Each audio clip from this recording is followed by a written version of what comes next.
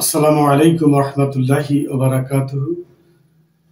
সম্মানিত বন্ধুগণ, আজকে আমার আলোচ্য বিষয় হচ্ছে বেকার আছেন, বিপদে আছেন, যে কোনো কারণে করণীয় কি। আমাদের এই পৃথিবীতে আমরা হলাম একটি প্রজাপতির মতো। কারণ আমরা খাদ্য অন্বেষণে, জীবিকা নির্বাহের জন্য আমরা অনেক কর্ম আমাদের করতে হয়। না করলে আমরা কখনো জীবিকা আমরা অর্জন করতে পারি না, নিজেও খেতে পারি না, নিজের পরিবর্গ, মা বাবা, ভাই বোন, আহাল যারা আছেন, কেউ কাউকে আমরা ভোগ করতে পারি না। কিন্তু অনেক মানুষ বেকার হয়ে গেছেন, অথবা বেকার আছেন, কিছু করতে পারছেন না, অথবা ব্যবসা করতেন, চাকরি করতেন, এখন কিছুই নেই, এখন আপনি বিপদ আছেন। দেখেন, বিপদ কয়েক প্রকার আছে, তার মধ্যে মহাবিপদ হলো ৩-৪টি। একটি হলো বেকার জীবন। কারণ বেকার জীবনে তো আপনি এই সংসার চালাতে পারছেন না, স্ত্রী সন্তানের চাহিদা মেটাতে পারছেন না, মা বাবার খরচ দিতে পারছেন না, অভিশপ্ত, আপনি অসম্মানিত, আপনি অপমানিত, লজ্জিত, লাঞ্ছিত। তারপরে দেখেন আপনি ঋণগ্রস্ত, এখানেও এটাও একটা মহাবিপদ। তাহলে আমাদের এই যে বেকার জীবন, আমাদের ঋণগ্রস্ত জীবন, তারপরে আমাদের অসুস্থতা, কর্মক্ষমতা থাকছে না, কিন্তু আমি সব ঠিকঠাক আছে, কিন্তু আমি অসুস্থ, আমি কিছু করতে পারছি না। এই 3টে বিপদ হলো পৃথিবীতে বড় বিপদ। এই বিপদগুলোর সময় আপনি কি করবেন? যদি বেকার হয়ে থাকেন, চাকরি হারিয়ে ফেলছেন, ব্যবসা বাণিজ্য হারিয়ে ফেলছেন, আপনি ছোট হোক বড় হোক, একবারে ছোট হোক, আপনি কর্মে লেগে যান, বেকার থাকবেন না।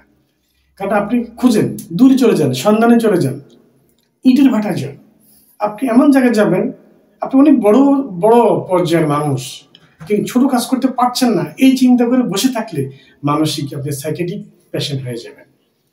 আপনার মানসিক অনেক সমস্যা দেখা দেবে, যেটার কারণে আপনাকে অনেক দূর নিয়ে যাবে, আপনি বিপদ থেকে কেটে উঠতে পারবেন না, স্বাস্থ্য সবকিছু নষ্ট হয়ে যাবে।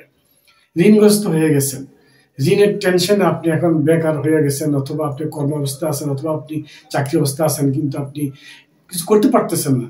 এটাও টেনশন করার দরকার নেই, আপনি এটা করতে থাকেন। অসুস্থ হয়ে গেছেন, আল্লাহর উপর ভরসা রাখেন, আপনি চিকিৎসা করতে থাকেন। এখন এগুলো থেকে আপনি উঠতে হলে প্রথম দফা আপনি কি করবেন? 1 নম্বরে আপনাকে ধর্ণা দিতে হবে, আপনাকে রুজু হতে হবে। সেটা হলো যিনি আপনাকে সৃষ্টি করছেন, মহান রব্বি কারীম, আল্লাহর উপর আপনি ভরসা করবেন যে আল্লাহ আমাকে সৃষ্টি করেছে, রিজিক দিয়ে করেছে।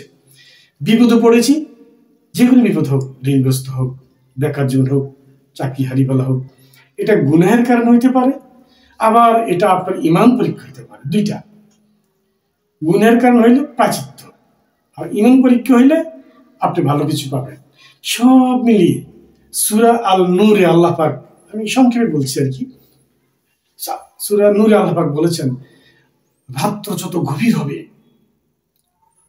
আলো তত নিকটে আসছে, ভোর তত নিকটে আসছে। আপনি যত বিপদে থাকেন না কেন, হতাশা হবেন না, কিন্তু ভরসা রাখতে হবে আল্লাহর উপরে।